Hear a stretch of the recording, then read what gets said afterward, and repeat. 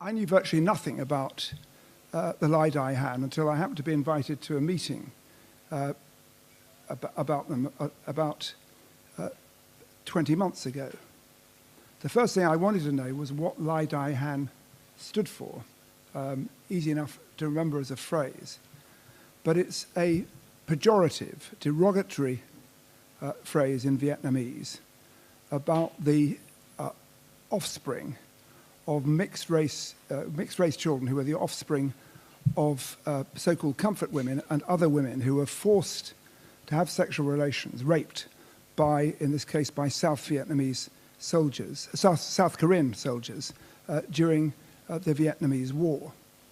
And there's been, far from there being any recognition of their plight or the plight of their offspring, they have been the subject of the most terrible discrimination, with the women concerned being written off as prostitutes and the offspring being written off as mixed race, which in cultures of the Far East, to many people, is close to damnation. And the lie of the Lai Dai Han is, as I say, very derogatory. I'm told close to a swear word, which illustrates what these people have had to put up with at a verbal level, but still more in terms of discrimination. What they now want is, they're not seeking monetary compensation at all. As we will hear, what they're seeking is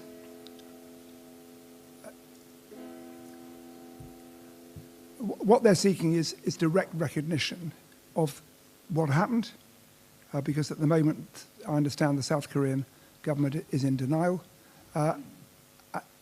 Recognition of this, acknowledgement of this, and if possible, an apology. But the most important thing for them is the recognition that this took place and they are victims. Thank you very much for coming. When we chose this date, we had no idea that the world was about to end. And the United Kingdom was about to be locked in the biggest constitutional crisis it had since the abolition of the Corn Laws in the 1840s. That's an appropriate cue to introduce my good friend William Hague, Lord Hague of Richmond. Thank you very much.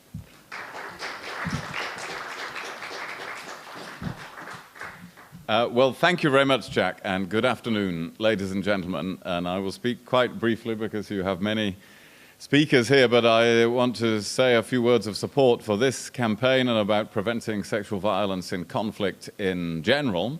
And I am here really because 6-7 years ago now, with Angelina Jolie, I co-founded the Preventing Sexual Violence Initiative. And that is about all of these issues all over the world, and our central belief that it is only possible to prevent these kinds of atrocities, of mass sexual violence in the course of conflict, if justice is done on those crimes that have already been committed. And therefore, campaigns such as this one are important as part of our global campaign. And what a particular privilege it is to be here with Nadia, the Nobel laureate, because many of us work on these issues, but the two winners, the two holders of the Nobel Peace Prize recently bring something extra to it. You know, we see in these crimes the very worst of the human race.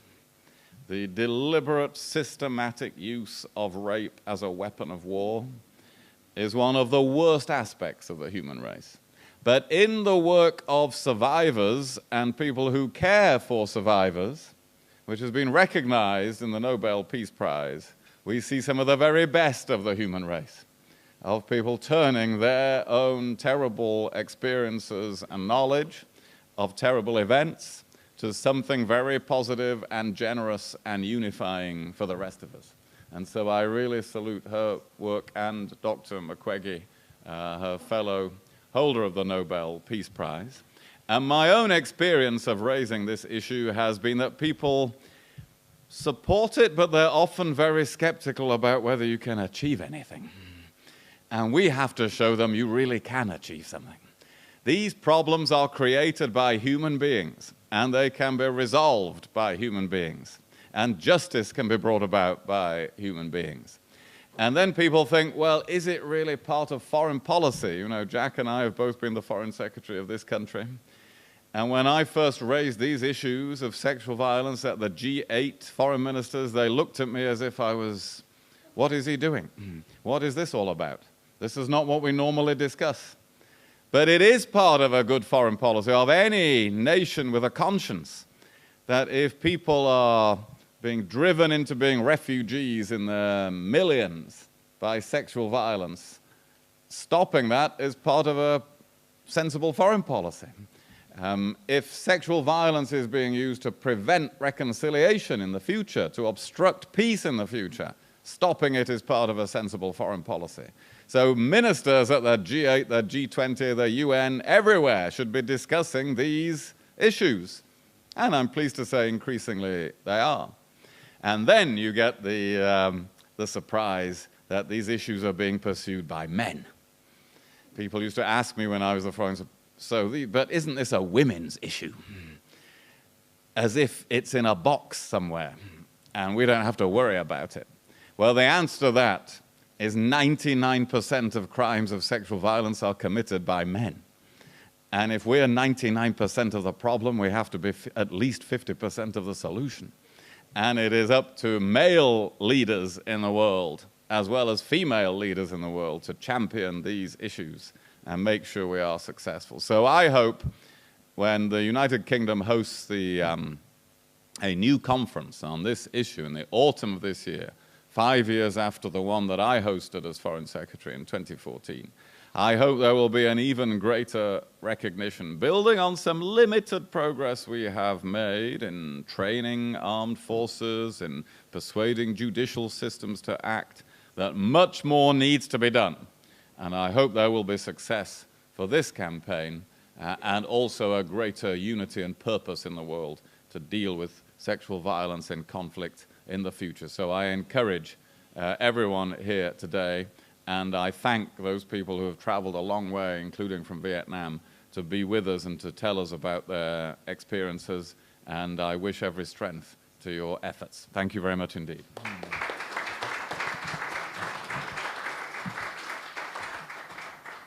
Thank you very much indeed, William. This meeting would not have been possible if Wayne David, Member of Parliament for Caerphilly and Chairman of the all-party group on Vietnam, had not agreed very kindly to sponsor it. Wayne is also a Shadow Minister of Defence for the Labour opposition, but it's in his capacity as Chairman of the all-party group on Vietnam, as a friend of Vietnam, that I now invite him to speak. Wayne.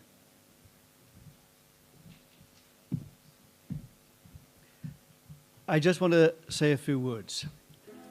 I'm the chair of the all-party parliamentary group on Vietnam, and it's quite an active group here in both houses of Parliament.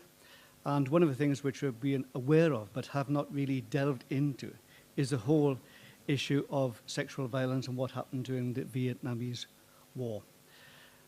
Many people are not aware of that. In fact, many people are not aware that South Korea actually had over 300,000 soldiers in Vietnam fighting alongside the Americans during the Vietnamese War.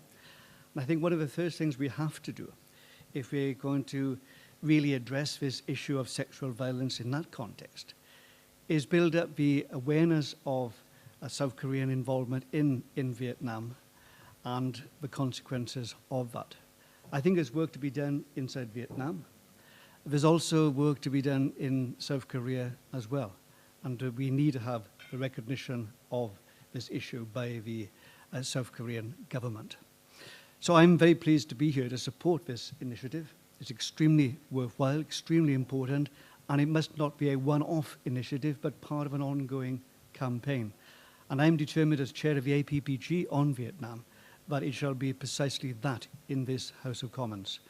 I'd also like to thank Jack and William for their involvement, and also the House magazine as well too, because of their commitment and organisation has helped to bring this event about. So thank you very much indeed for coming, and like Jack and William, I assure you, you have my full support for the campaign that must be mounted. Thank you.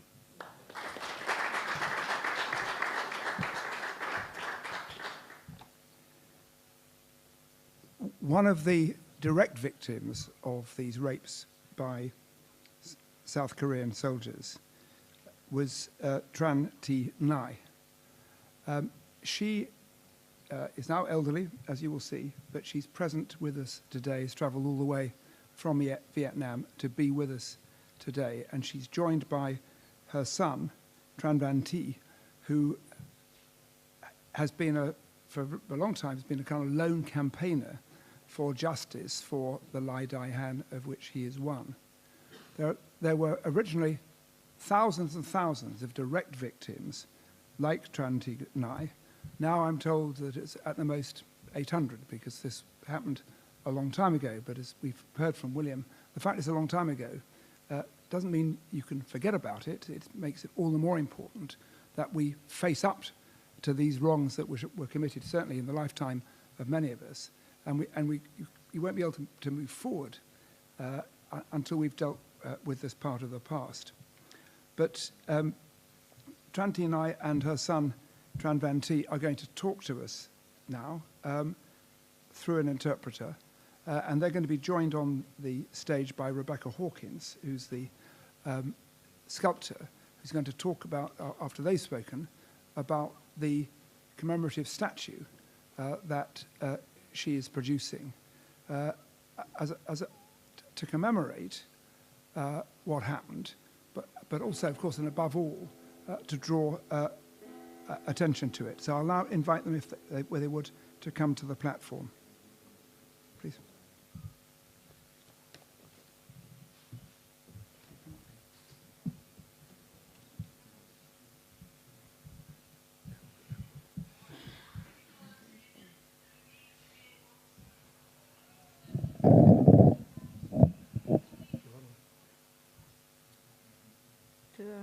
Kính thưa các vị đại biểu của Vương quốc Anh, hôm nay tôi đến đây, tôi được gặp cấp cao Vương quốc Anh. Ladies and gentlemen, today I'm very grateful to be here, seeing noble men and women from United Kingdom, a very far country. Giúp đỡ cho tôi bớt những cái nỗi khổ từ xưa giờ đến giờ cũng vẫn là mang trong lòng. Tôi là người con gái lớn lên, mới có 24 tuổi, bị linh hồn hiếp dâm tôi. You are from very far country who didn't have any direct relation or concern to the matter, but you are willing to help me to review what happened to me and looking for the justice to me. I was a 24 years old girl who had been raped by South Korean soldiers during the Vietnam War time. Trong khi ba mẹ tôi không có nhà đi ra đồng, tôi ở nhà, mẹ tôi và các bán những cái đồ ăn, sú, xì dầu.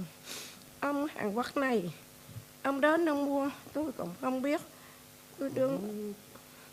I will never forget the moment long time ago when I was staying at home when my parents was working in the field, and that soldier, that the South Korean officer went to my home, pretend to buy something. However, accidentally, she went in, dragged me inside the house and raped me. Khi tôi chạy lại, nói đó, chụp cái tay tôi nắm kéo vào trong giường liền. I tried to resist, but he just take my hand and drag me inside the room, close the door, and rape me again. Trong khi thấy mình ổng là lựu đạn với súng rồi nhiều lắm, tôi còn quá sợ hãi. He grabbed me when in full battle gear uniform with grenade and gun in his body. He's so terrifying, and he's so terrific, and I'm terrified of him. Thì xong công việc ông đi, thì tôi ở nhà quá là buồn. Ba mẹ giờ mình đâu có biết gì.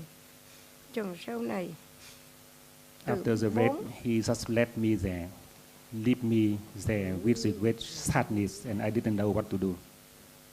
4-5 tháng sau thì bụng tôi mỗi ngày thì mỗi lớn. Tôi thì làm nghề y tá, tôi không thể phá đứa con trong bụng tôi được. For 5 months after it, I see that there are photos growing up inside my body, and I was a midwife in the village. I could not abandon the baby inside my womb. Tôi cũng cố gắng chịu đến ngày tôi sinh nở được. Rồi cha mẹ thì mắng chửi trong làng, bạn bè chê cười. Con I tried to keep my mouth shut and continue to stay in the village until I gave birth to the Lai Dai children, which is a daughter. And at that time, I suffered constantly from the cursing of the local people and even from my own parents. sau khi đấy thì tôi quá khổ. Thì cha mẹ chửi bới chẳng để nào tôi ẵm con. Tôi đi đâu còn vẫn ở trong nhà. And then my parents keep pressuring me, saying that I'm a curse to the family, and I couldn't go anywhere. I just stay indoor and lock the door. Rồi thời gian đó ông đi đâu mất. 4-5 tháng sau ông quay trở lại. During that time, that soldier, the South Korean officer, never come back, never sent a word. However, 4-5 months after it, he went back. Ông quay lại bằng đêm. Ông kêu cửa. Thì tôi chạy ra tôi mở cửa. Thấy ông mặc đồ đồng phục, lựu đạn súng đó ông mang. Ông nhìn vơ. Trong 2 phút ông đi. He went back in the full battle gear uniform with gun and grenade and dagger. And he come in midnight at my terrifying. He knocked on the door and looked and stared at me, and then he go away. Sau đó bắt đầu 2 ngày sau ông kêu người bạn ông đến tại nhà tôi. Ông nói cái ông này giờ ở trong đèo Vĩnh Ít Ninh Hòa, chở tôi vào trong đó nói chuyện với ông. And then 2 days after that, he asked another South Korean officer to come to my house and take me and my children and my child to Ninh Hòa town to see him. Khi vô trong đó rồi thì tôi cũng đâu có biết sự việc này xảy ra nữa. Ông ấy cũng tiếp tục, ông cũng bắt tôi đi theo con đường của ông đó. When I went to the soldier barrack in Ninh Hòa, then he put me in a room and he continued to rape me there. Xong rồi trong ngày đó, ngày thứ 2 tôi quay về nhà. Với lý do cha mẹ tôi sợ ông này ông hung lắm, người lính CIC ở tại đây giết người Việt Nam nhiều lắm.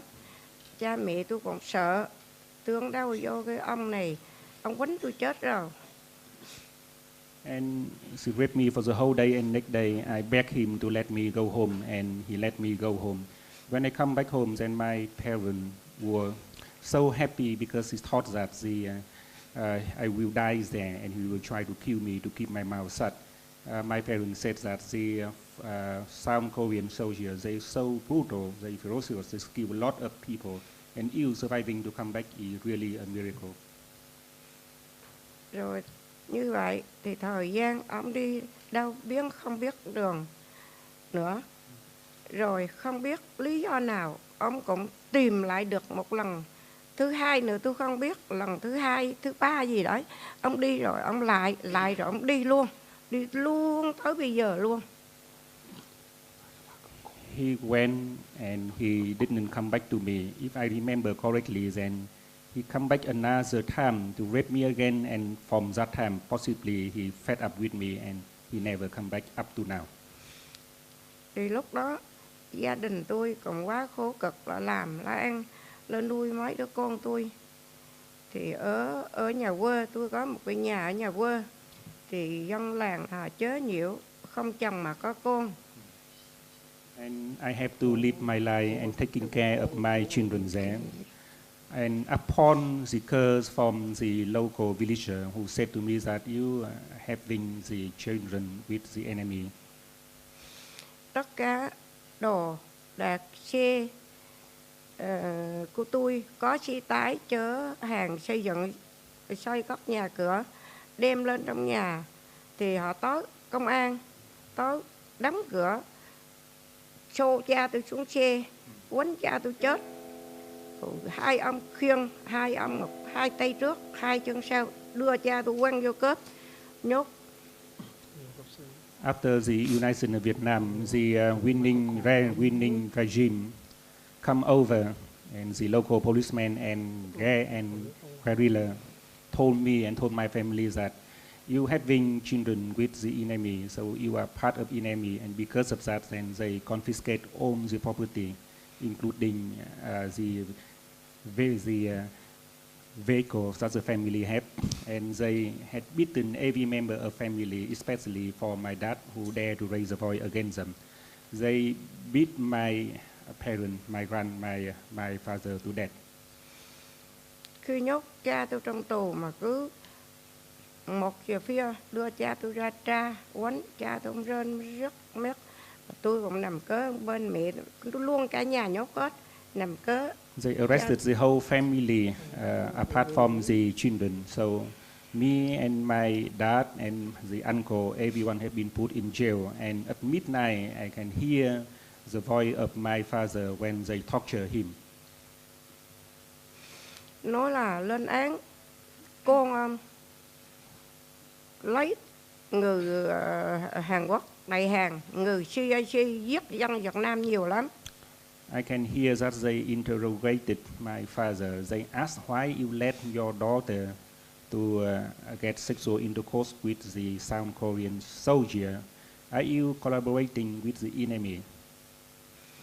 Khi thả ra tù, mẹ tôi giờ trước, em rớ tôi giờ sau, tôi giờ sau, cha tôi sau nữa. And later on, they released me. No, they released my mother first, and then my uncle, and then me, and finally they released my father. Giờ tại nhà trong khoảng 7 ngày, cha tôi không còn gì, tim gan thận gì bị vỡ, chết. But they beaten my father up to the level that only 7 days after having been released from prison, he died at home. Rồi giờ này, con tôi lớn, đi học ở trường, thì bạn bè xúm quánh, nhất là quánh thằng con trai tôi nhiều nhất.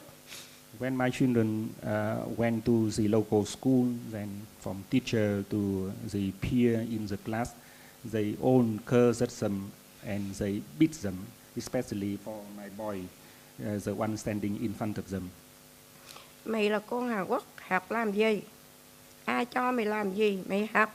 Even teacher told my son that you are the son of a South Korean soldier who come to this land to kill the people.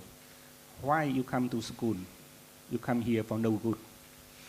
Mà cái bọn trong trường, lớp học của nó là người ngoài không biết. Theo dõi thằng con tôi đi đâu là chụp quánh, chừng sau này tôi không biết. Chụp ra vì đường tàu lửa như giờ ấy. 6 đứa mà chụp quánh một thằng con trai tôi. My son have been beaten regularly inside and outside the school. I still remember sometime when he in the field, he was in the field, and up to 7 or 8 other boys and surrounded him and beaten him.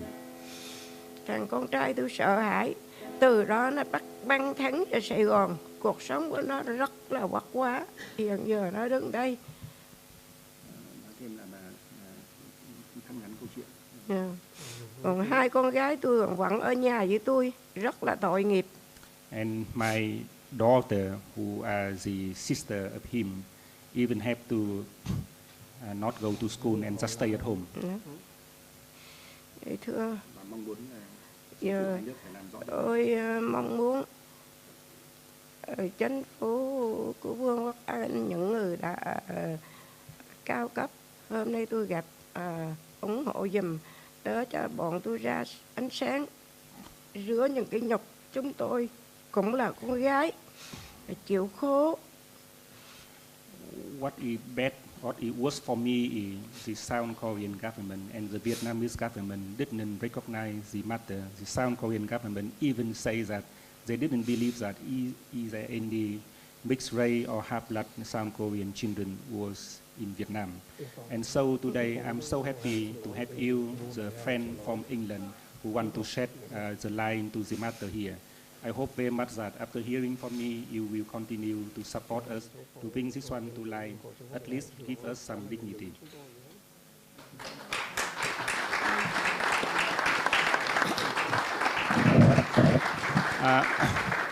Ông muốn cảm ơn bà rất là tốt.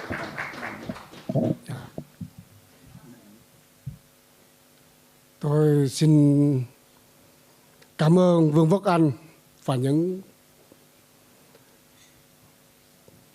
vị nghệ sĩ và những người bạn cùng có mặt trong buổi chiều hôm nay. Một lời cảm ơn chân tình đến.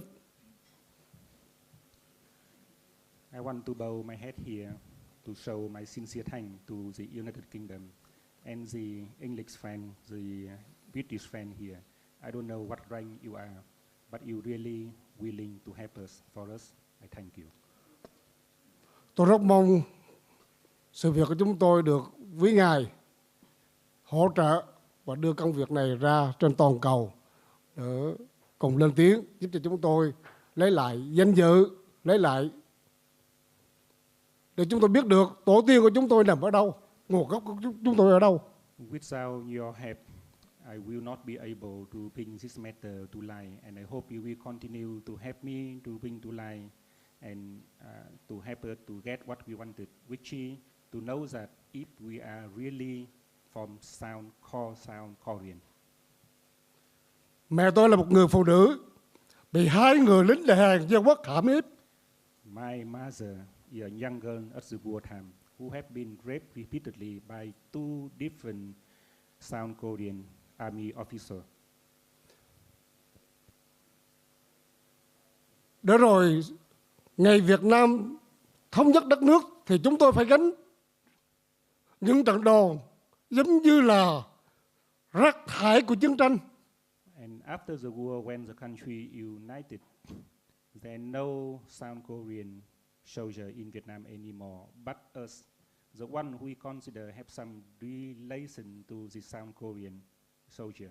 So the new regime consider us, consider my mother, a kind of enemy, and consider me as the remnant of rubbish of the war.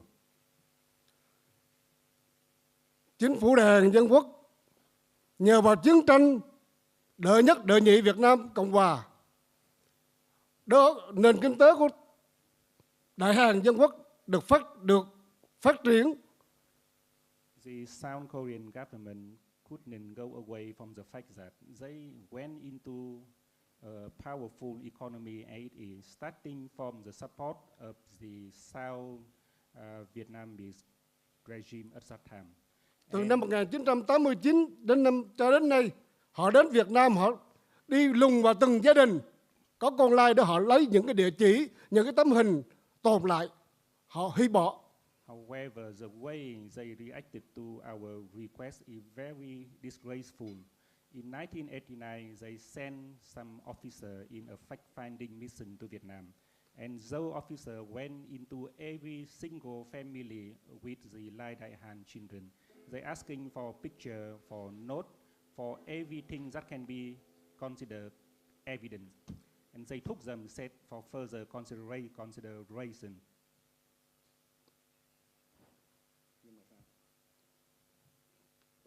Họ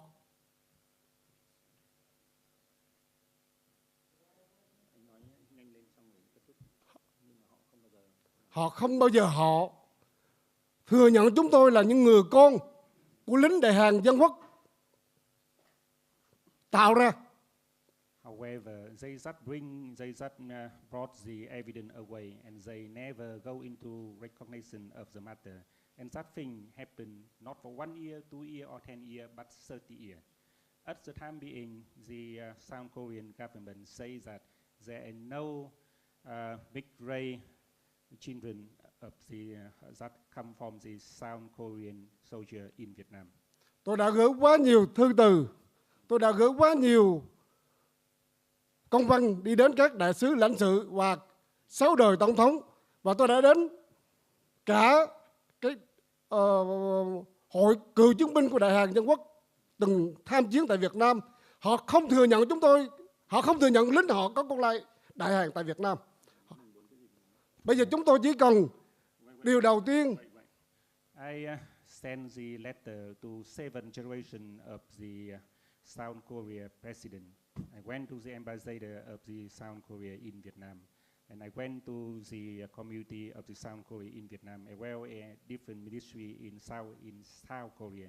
However, all of my effort go to no avail, and there's no response at home. Now, what we want is simply is. Chúng tôi là những người thấp bé, chúng tôi nhờ vào Vương quốc Anh, những người sĩ và những truyền thông tin này để giúp chúng tôi trên toàn cầu và dạy chính phủ Đại Hàn Dân Quốc phải thừa nhận chúng tôi là con Lai Đại Hàn, là những giọt máu rơi của họ trên chiến trường miền Nam Việt Nam. Right. The first thing we want is very simple thing is the South Korean government should accept the fact that there are some children who has been the result of the sexual intercourse or rape or whatever reason of the former South Korean soldier in Vietnam. It means we are existing, we are not non-existent as they claim. Trước mặt quý vị, những nghị sĩ chưa bao giờ biết tôi là ai và họ chưa bao giờ được liên lạc với tôi, nhưng họ sẵn sàng giúp chúng tôi lên tiếng. Chúng tôi chỉ cần một điều duy nhất cuối cùng của cuộc đời chúng tôi là phải thừa nhận chúng tôi. Có phải thừa nhận chúng tôi. If they try not recognize their own race, if they try to cover up what is a terrible fact, then what is the core value of their own nation? And today here, with the support from you, the noblemen who willing to help us to shed the light into the matter, I hope very much that finally there would be the pressure that's strong enough for the South Korean government to accept a simple fact. Chúng tôi xin chân thành cảm ơn. Thank you very much.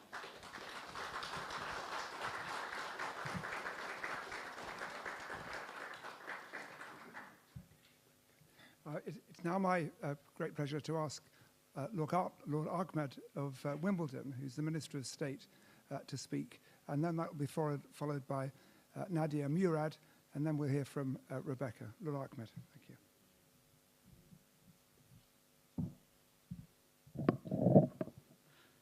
Well, good evening, ladies and gentlemen. It's my immense pleasure to join you here. As Jack said in his introduction, I'm here as Minister of State at the Foreign Office, but I'm also proud to be carrying forward the legacy which began with my good friend and colleague in the House of Lords, William Hague, Lord Hague, who was the Prime Minister's Special Representative on preventing sexual violence in conflict. It is perhaps notable and reflective that at times when challenges of government and priorities change, that I'm proud to be serving in that capacity also as the Prime Minister's Special Representative on preventing sexual violence in conflict. But in doing so, after hearing the testimony that we've just heard, it makes me not only proud in paying tribute to those courageous survivors who become the strongest advocates of this most important of priorities, but it is also greatly humbling to be in the presence of people who not only demonstrate to themselves, to their families, to their communities, to their countries, but to the rest of us in public life about the importance of never forgetting the challenge that confronts us.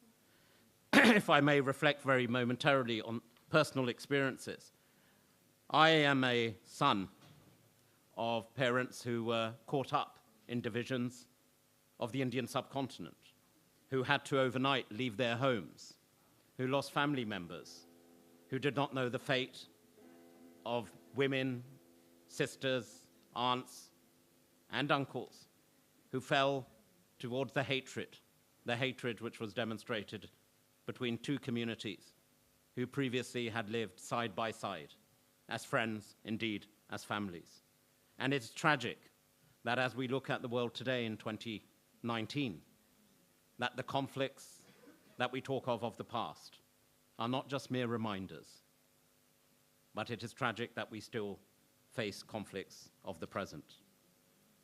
I pay tribute to you for being here today, who are the survivors of such conflicts, because it is important that we, from your testimonies, learn, we hear, but most importantly, as William said together with Angelina Jolie when they launched this initiative, that it is time to also act.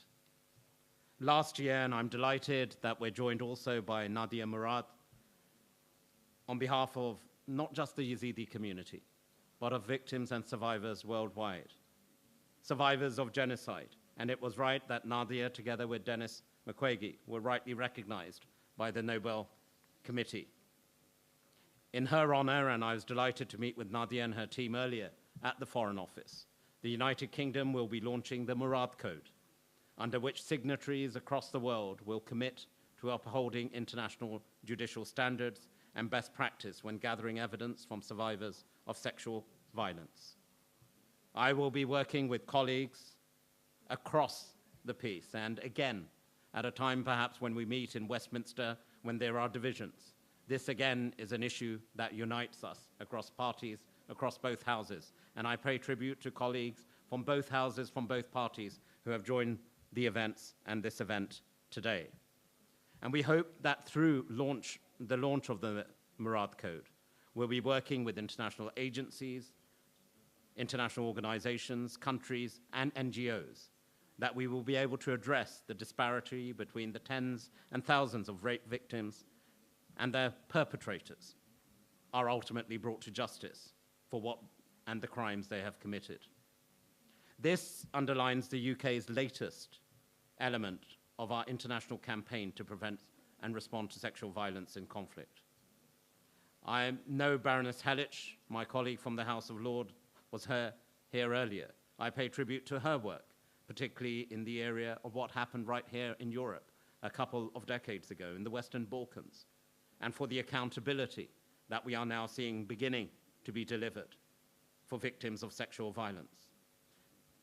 And as guest editor of Radius 4, today's program said last month, Angelina Jolie, and I pay tribute to her work in this respect, and I quote, "The British people should be proud of the UK government's leadership on preventing sexual violence in conflict."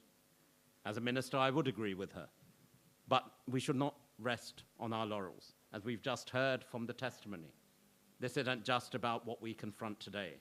The wounds are deep, and it is important we commit ourselves internationally. And in this regard, we have committed over £46 million to the campaign. We have raised awareness and built an international consensus on the issue.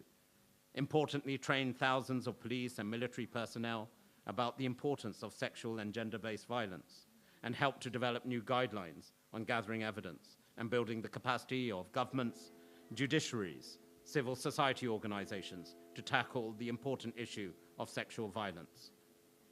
Most recently, in November last year, we launched a film festival, which was attended by young filmmakers from many conflicts from around the world, who through film are depicting those testimonies that we've heard today in person. And we harness the power of film to help fight the discrimination of the survivors of sexual violence and conflict that they so often face. And as we heard again today, it is not just about bringing to attention and bringing to account the perpetrators. It is the stigma which is attached to the victims at a time when many victims need the greatest help. Their own communities, their own faiths, their own families turn their back at a time when they need their greatest level of support.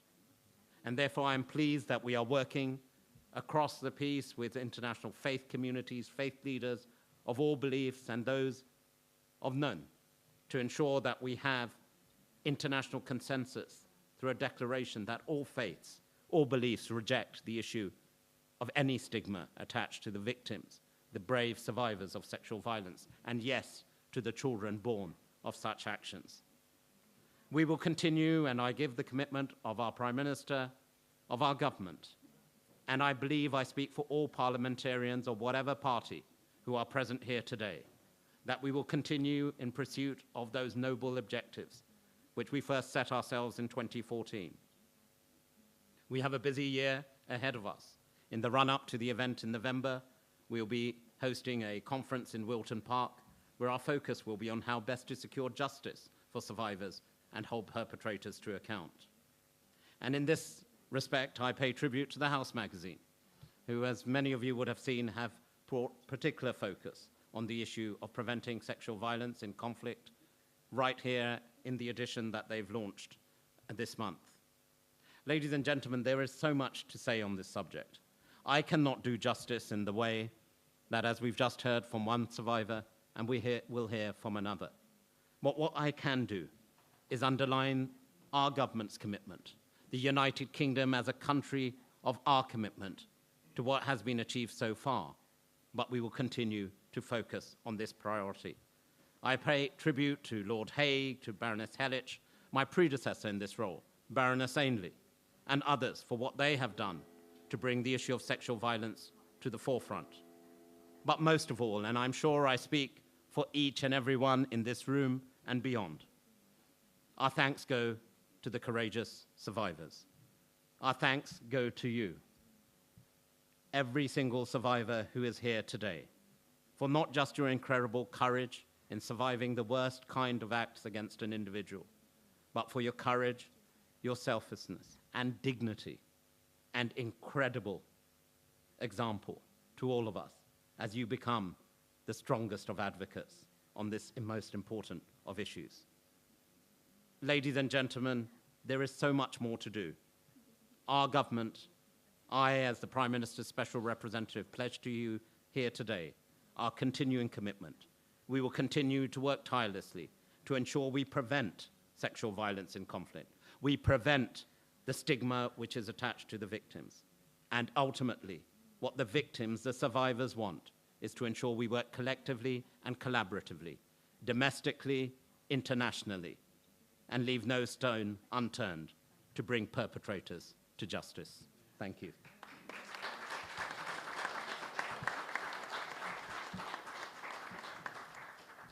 Thank you very much indeed, Lord Ahmed. Our penultimate speaker is Nadia Murad, who, as we've heard, is a Yazidi, a distinguished ancient minority community in northern Iraq where they'd lived or tried to live in peace, who were the subject of vicious, unprovoked attack by Daesh, by ISIL. Many killed, many sought to flee, some who sought to flee, many who sought to flee, like Nadia, were raped as they tried to escape this hellhole and then held in a prison as slaves. It is a remarkable testament to the human spirit that after enduring that kind of experience, Nadia Murad should have been able to rise above it, to now be one of the world's leading campaigners for just sexual justice and an end to this kind of sexual oppression. And so great has been her work in the short time that she's been able to be active, that, as we know, she was made a Nobel laureate in 2017. It's an enormous pleasure and honor for me to ask Nadia to come to the platform. Thank you very much.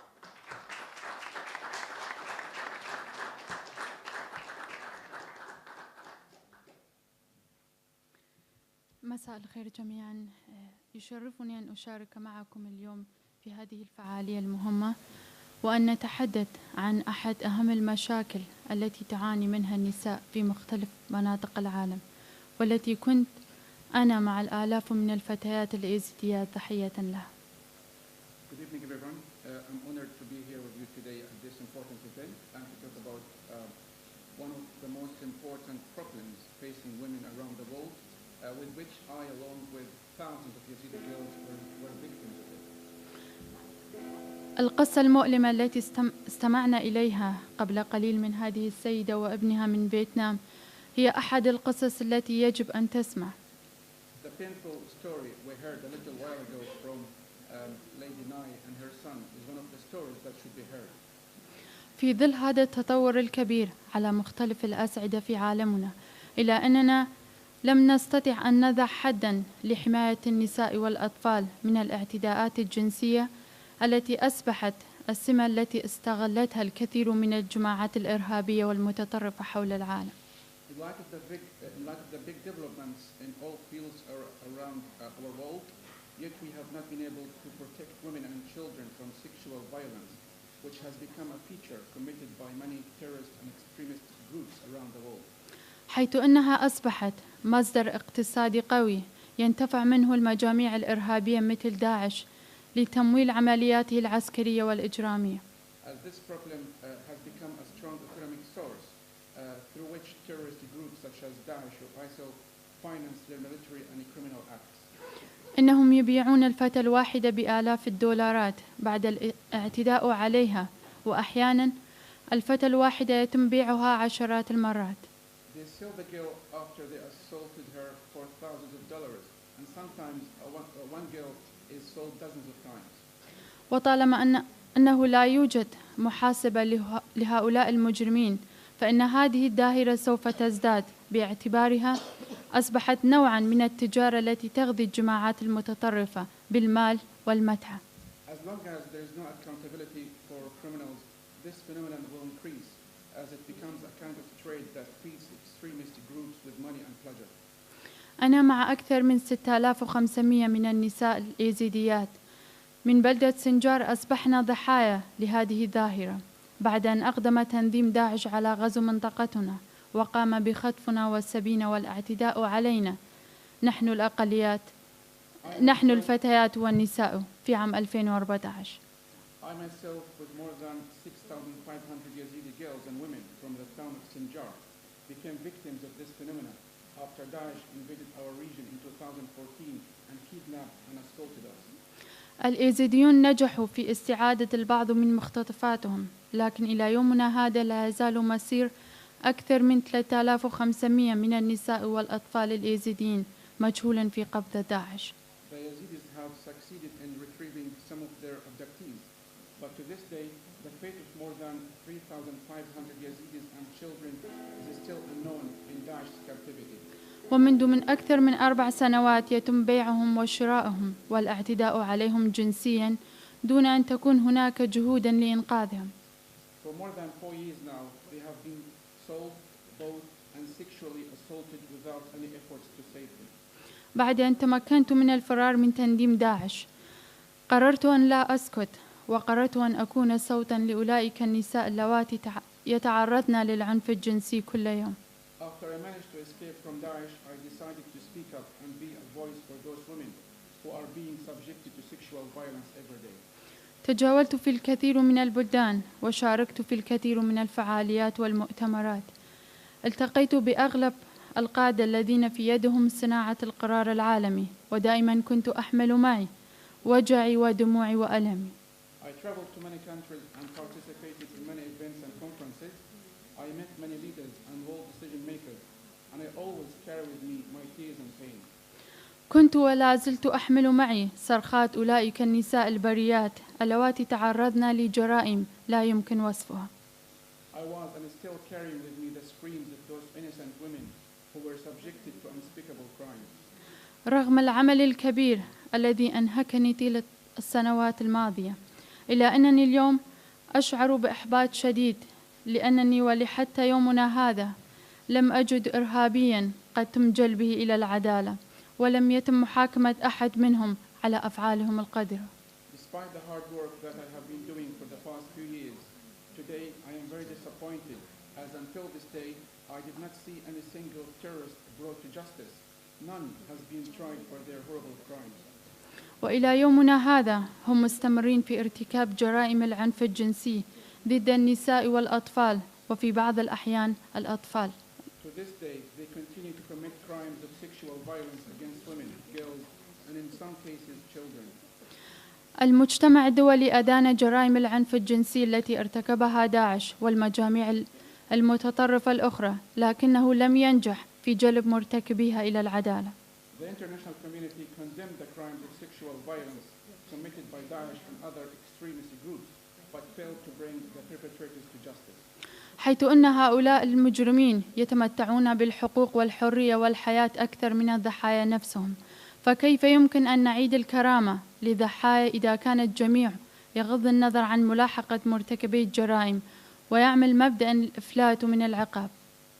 As these criminals enjoy more rights, freedom and life than the victims themselves, then how can we restore dignity to the victims if everyone turns a blind eye to the persecution of perpetrators and allow them to enjoy impunity? قبل فترة فزت بجائزة نوبل للسلام، وخلال تسليم الجائزة قلت أنه لا يوجد جائزة في العالم يمكن أن تعيد لنا كرامتنا سوى تحقيق العدالة. Not long ago, I won the Nobel Peace Prize, and during the award ceremony, I said there was no prize in the world that could restore our dignity, but justice does. كما أنني ألفيت كتابا عن قصتي في قبض داعش وأسميتها الفتاة الأخيرة. I also wrote a book about my story under Daesh's captivity titled The Last Girl. لذلك أدعو المجتمع الدولي أن يقف أمام مسؤوليته وأن يعمل على حماية النساء من العنف الجنسي في مناطق الصراع لكي أكون فعلا آخر فتاة يتم الاعتداء عليها. وشكرا لكم. Therefore, I call upon the international community to hold its responsibilities and to protect women from sexual violence and conflict zones in order to be the last girl to be sexually assaulted. Thank you.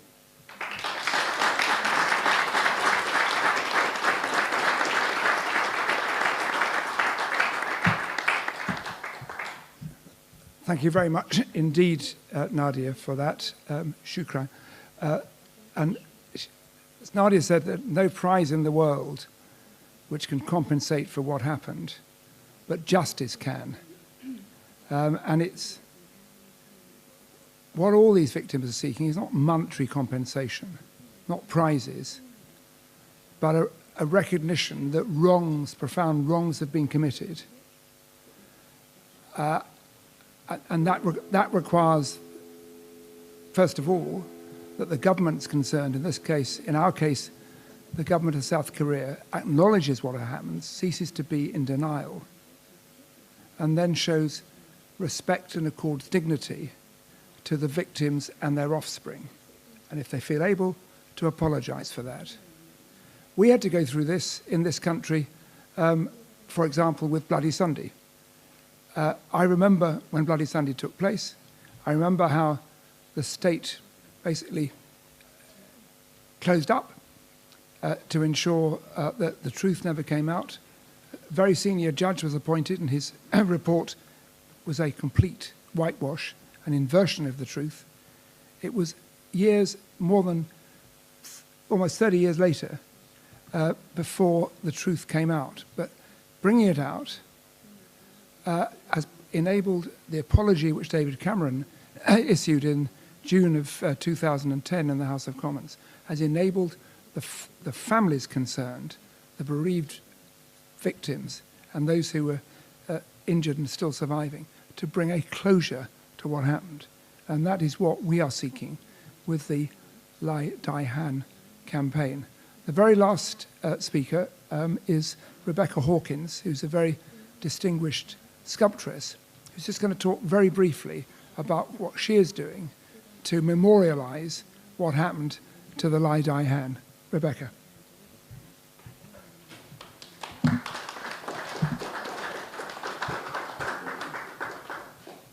Thank you.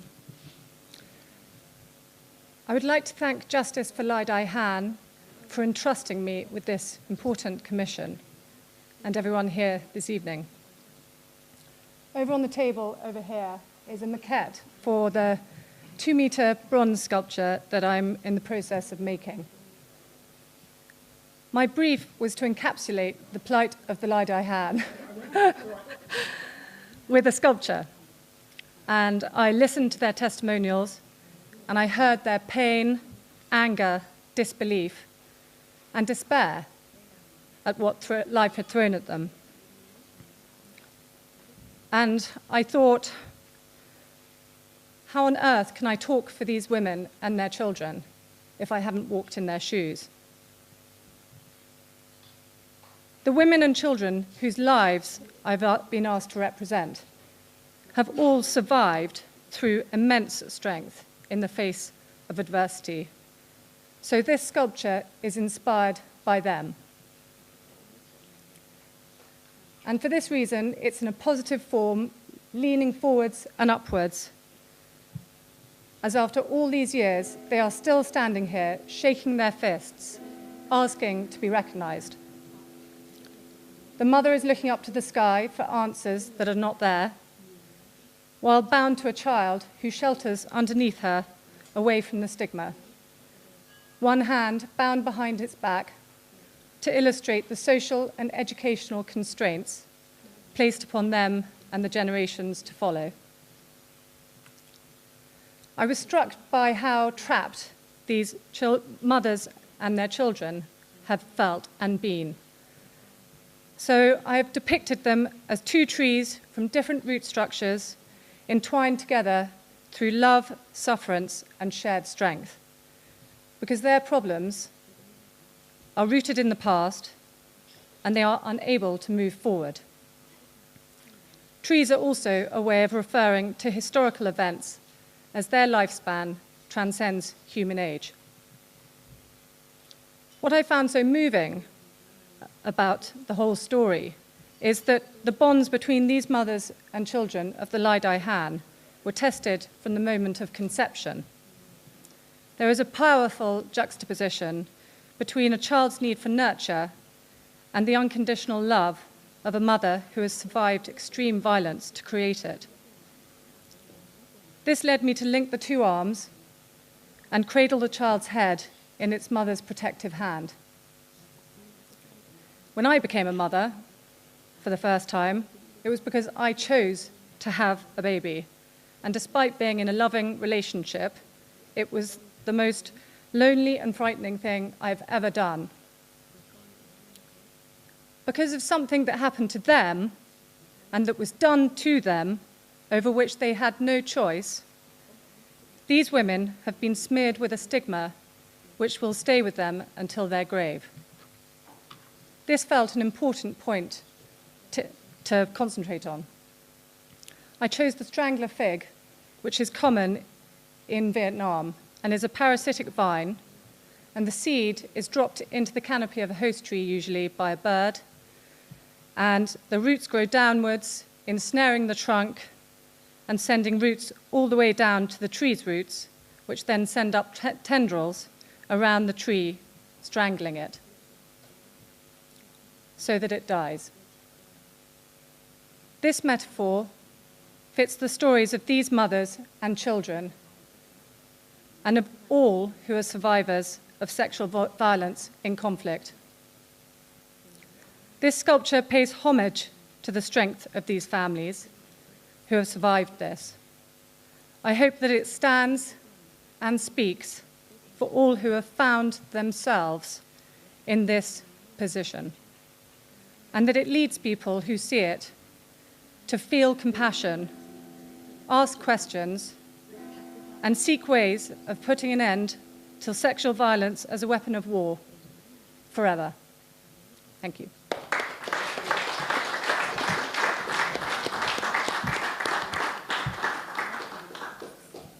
This brings us to the conclusion of the formal part of this event.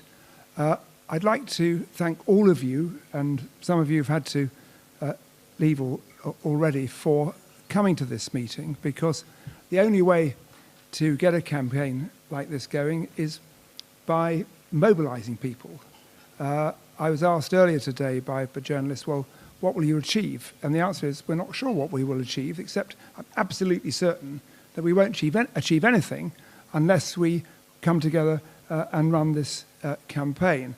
And on this day of all, 16th of January 2019, one of the most extraordinary days in British political history for 150 years, to get this audience of parliamentarians and their staff here today, and to stay, illustrates the concern that everybody here in this country has about this issue. So many thanks to all of you. Thanks to the previous speakers. Above all, thank you to you, Nadia, and to Tran Van T and to Tran T Nai for, where are they? Oh, here. For making long journeys to come here and